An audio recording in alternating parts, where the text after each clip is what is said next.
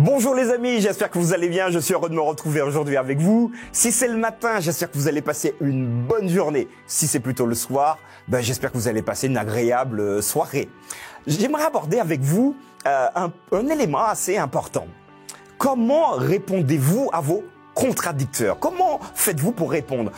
Si vous êtes fâché ou si vous êtes détendu, mais n'hésitez pas à me mettre en commentaire la manière ou la façon ou la méthodologie que vous utilisez pour répondre à vos contradicteurs. Nous allons aborder ce thème aujourd'hui.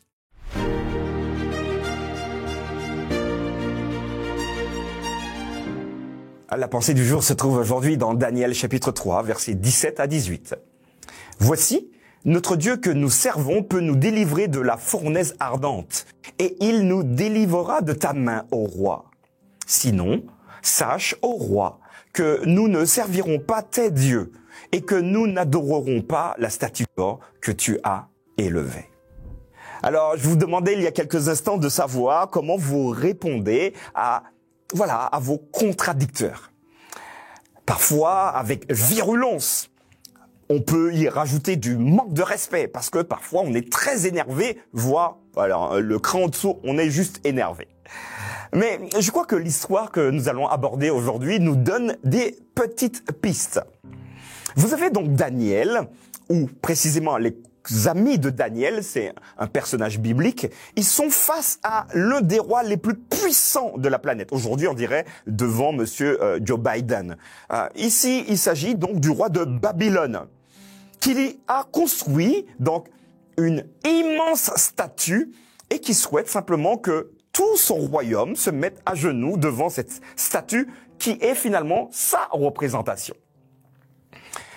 Les compagnons de Daniel, ils ont une autre perspective de la vie et ils comprennent au travers de la loi de Dieu qu'ils n'ont pas à se mettre à genoux devant une statue. Dieu le dit très clairement dans ses lois.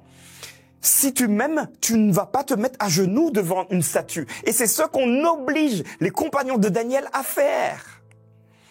Ils sont donc menacés ici dans cette section de mort imminente. Que feriez-vous si vous étiez face à l'homme le plus puissant de la terre et qui vous dit si vous vous mettez pas à genoux, dans quelques instants, je vais vous tuer. Pas de n'importe quelle manière. Je vais vous attraper, je vais vous balancer dans du feu. Vous allez donc mourir brûlé vif. Mais c'est horrible. Que feriez-vous? N'hésitez pas à me mettre en commentaire vos réactions. Alors bien sûr, je sais que les bons chrétiens que nous sommes vont tout de suite dire « Ah non, moi, je préfère être brûlé, il n'y a pas de problème. » Oula, les amis, je suis d'accord avec vous sur le principe, mais j'ai envie de dire que c'est face au mur qu'on connaît l'ouvrier. Ça marche. Mais regardez ce que le vrai ouvrier va faire. Il va donc répondre à cette contradiction. Voici notre Dieu que nous servons. Il a la capacité de nous délivrer de la fournaise ardente que tu as préparée au roi. Et j'aime bien cette formulation, au roi ou encore majesté. Ils ne sont pas irrespectueux, ils respectent l'autorité de cet homme qui les menace de mort. Et ils continueront, ses amis, en disant, sinon, si Dieu donc décide finalement que tu nous jettes et que finalement on brûle. Sinon, sache, donc nous aimerions que vous sachiez, ô roi, encore une deuxième fois, chère majesté. Donc voyez le respect qui est rempli dans cette réponse. Sache, ô roi, que nous ne servirons pas tes dieux et que nous n'adorerons pas la statue d'or que tu as élevée. Alors, les compagnons de Daniel, ils sont déterminés à suivre les principes que Dieu leur transmet. Êtes-vous aujourd'hui prêt à être déterminé face à une pression telle où vous allez peut-être même perdre la vie? Êtes-vous prêt à être déterminé à suivre le Seigneur? Les compagnons de Daniel, ils ont dit en toute honnêteté et avec respect, on comprend ce que vous voulez faire, mon cher roi.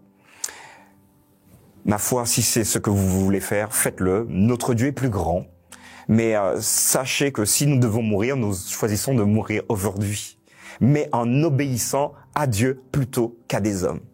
Alors, pour ceux qui ne connaissent pas la suite du texte, le roi devient furieux. Comment vous me tenez tête, vous ne savez pas qui je suis. Attrapez-moi, j'exagère un peu, hein, ces 3 zigotos et jetez-les-moi dans la fournaise. Rapidement. Et Dieu va intervenir. Et là, le roi devra comprendre qu'il y a quelqu'un qui le dépasse. C'était pour lui une leçon, un enseignement. Alors, je vous invite, parce que c'est notre thème aujourd'hui, à toujours répondre, même face à l'adversité, avec un grand respect pour celui ou celle qui, malheureusement, nous veut du mal. N'hésitez pas à me dire ce que vous en pensez en commentaire.